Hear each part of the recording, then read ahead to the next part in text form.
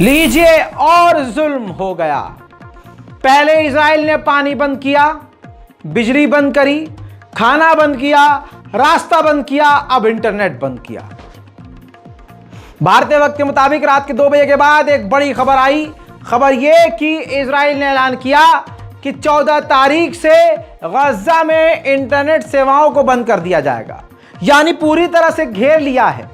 दोस्तों, इजराइल ने बड़ी जानकारी दी और कहा कि 14 तारीख से गाजा में पूरी तरह से इंटरनेट सेवाओं को बंद कर दिया जाएगा, यानी इजराइल को तकलीफ हो रही है। जो वहां नरसंहार कर रहा है उसकी तस्वीरें दुनिया में जा रही हैं। गाजा के लोग इजराइल को झूठा साबित कर दे रहे हैं।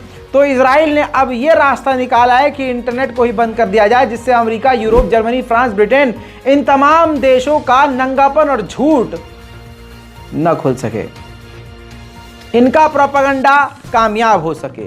बहरहाल दोस्तों, आप समझ सकते हैं कि अब क्या होने वाला है। अब तस्वीरें आना बंद हो जाएंगी। अब गाजा के बारे में कोई पूछ नहीं पाएगा, गाजा के ताज़ा हालात पता नहीं चल पाएंगे, क्योंकि एलन मस्क यहां फ्री में अपनी इंटरनेट सेवाएं नहीं देगा, क्योंकि अमेरिका, जर्मनी, फ्रांस, ब्रिटेन फिलिस्तीन के साथ नहीं है। अमेरिका ये सारे के सारे इजराइल के साथ हैं। तो एलन मस्क जानता है कि यूक्रेन के लिए ये स्पॉन्सर कर सकते हैं हमारी सैटेलाइट, पैसा दे सकते हैं। फिलिस्तीनियों के लिए मेरी सैटेलाइट के लिए पैसा कौन देगा? सीरिया जब ईरान के राष्ट्रपति पहुंच रहे थे तो बमबारी करके दोनों इंटरनेशनल एयरपोर्ट को उड़ा दिया था। तो तुरंत जो है ईरान के विदेश मंत्री के जहाज को लेबनान की तरफ ले गए थे। लेबनान में उन्होंने हसन नसरुल्लाह और दूसरे संगठनों से मुलाकात करी। लेकिन ताज़ा तस्वीर अब ये देखिए, सीरिया ने हवाई पट्टी को 24 घंटे के अंदर ही अंदर ठीक कर लिया।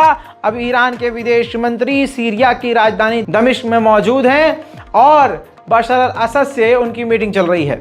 दोस्तों, जब से इजराइल और गाजा में जंग चल रही है, सिर्फ एक ही वाहिद ऐसा देश है जिसका विदेश मंत्री इस वक्त एक दूसरे के यहाँ, अपने दोस्तों के यहाँ सबसे ज़्यादा चक्कर लगा रहा है और सबसे ज़्यादा ईरान ही बयान दे रहा है। मैं ये नहीं कहूँगा कि आप ईरान को अच्छा कहिए, मैं बस इतना कहूँगा कि इस वक्त ईरान जो बोल रहा है, आपको खुद सोचना चाहिए कि जितनी बातें ईरान बोल रहा है उतना कोई नहीं। एक कमेंट आया था, कहने वाले ने कहा कि ईरान सिर्फ बोल रहा है, भाई ईरान कुछ कर नहीं रहा। तो मेरी जान, तुम्हें जवाब मेरा ये है, दूसरे तो बोल भी नहीं रहे हैं बाबू। ईरान सिर्फ बोल तो रहा है, चलो डर रहा है ईरान, डरपोक है, सो कॉल्ड आपके नजरिए से ईरान डरपोक है। दूसरे फिर क्या हैं? ईरान बोल तो रहा है, आप जिसको पसंद करते हो वो तो बोल भी नहीं रहा। चलिए दोस्तों, मैं आपको बताता हूं कि इजराइल गाजा के लोगों पर जुल्म कितना कर रहा है। दोस्तों, एक गाजा के लोकल नागरिक ने फिलिस्तीनियन मीडिया को और यूएन की मीडिया को यह स्टेटमेंट दिया कि मिसाइल हमला हुआ, तबाही मच गई। मैंने एक गिरती हुई महिला को संभाला और खड़ा उसको करने की कोशिश करी। उसके फटे हुए पेट से उसका अनजन्मा बच्चा बाहर गिर गया। अल्लाह अकबर। अब उस औरत का क्या ही हुआ होगा? बम के छर्रे पेट में लग गए थे, प्रेग्नेंट वुमेन थी।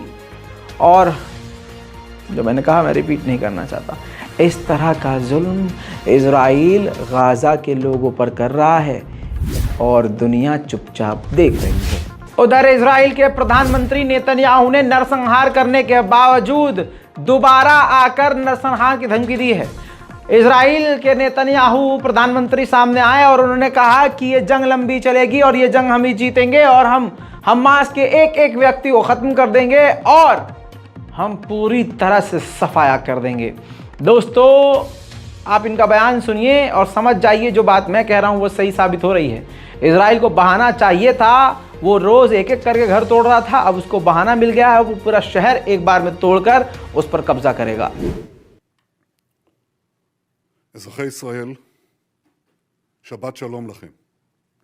שבת שלום לכוחותינו, כוחותינו שפרוסים ברחבי הארץ ושקיבלו את השבת בשטח הרחק מהבית.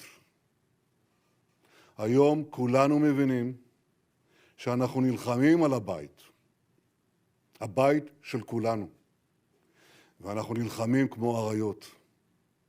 החיילים והחיילות, השוטרים והשוטרות, אזרחים ואזרחיות, כוחות הביטחון, הרפואה וההצלה, ואתם אזרחי ישראל עם רוח ההתנדבות הכבירה שלכם, שמרגשת את העולם כולו. כולנו מגויסים, כולנו מאוחדים. עוד רבות יסופר על מעשה הגבורה של עמנו, בימים האפלים של כאב. गाजा के लोगों का हाल क्या है मैं आपको बता नहीं सकता। मैं अपने आप को कैसे संभाल कर आपके सामने खड़ा कर रहा हूँ ये सिर्फ मैं जानता हूँ, मेरा परवरदिगार जानता है। गाजा में तो वो मार ही रहा है। आपको बता दूं कि जेरूशलम रात को वहां पर मस्जिद में ऐलान होने लगता है। एक शख्स का नाम लेकर मस्जिद से ऐलान होता है कि फला बिनते फला शहीद हो गया। जिसका जवान बेटा शहीद हुआ वो माँ इतनी बुरी तरह से तड़प रही है, आप खुद देखिए।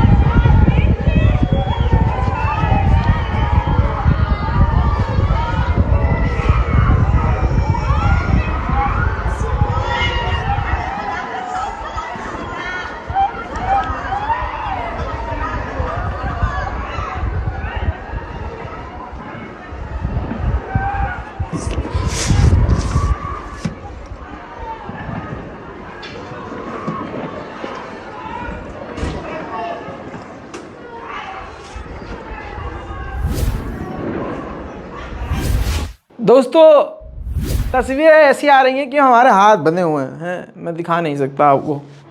YouTube की पॉलिसी ऐसी है कि अगर मैंने दिखा भी दिया तो पूरा वीडियो ही उड़ा दिया जाएगा। पता है इससे बुरा क्या होगा कि जो प्रेग्नेंट औरतें हैं उनका पेट फट जा रहा है और बच्चे ज़मीन पर गिर जा रहे हैं। अभी खबर एक और मिली कि हमला इजराइल जो कर रहा है, जहां लोग भाग रहे हैं वहीं पर हमला कर रहा है। तो ऐसे में हमला इतना ख़तरनाक है कि अनगिनत छोटे छोटे 3-3, 4-4 महीने के बच्चे अस्पताल में पड़े हुए हैं, कटे फटे, जिनको कोई पहचान नहीं रहा है किसका बच्चा है। बस सड़क पे पड़ा मिला, मरा हुआ या घायल, यह हाल है। और हमारे नौजवान अभी भी रील्स और टिकटॉक में लगे हुए हैं। वीडियो को शेयर कीजिए, गाज़ा को दुआओं में याद रखिए। जय हिंद।